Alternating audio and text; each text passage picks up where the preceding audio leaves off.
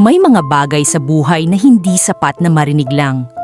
Dahil ang tunog ay dumadaan sa tainga, pero ang tunay na kahulugan ay dapat umabot sa puso.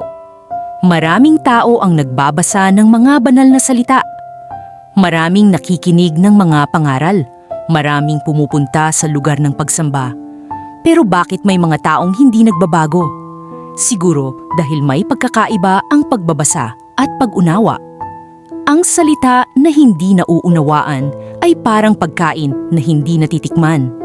Alam mong nandyan, pero hindi mo mararamdaman ang lasa. Hindi mo mararamdaman ang tunay na halaga. Minsan, hindi kulang ang mensahe. Ang kulang ay ang pagbubukas ng isip at puso para tanggapin ito.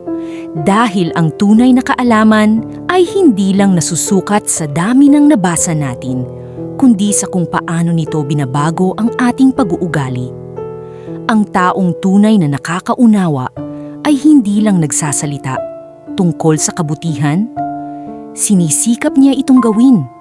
Hindi siya perpekto, pero marunong siyang kilalanin ang kanyang pagkakamali at patuloy na magbago.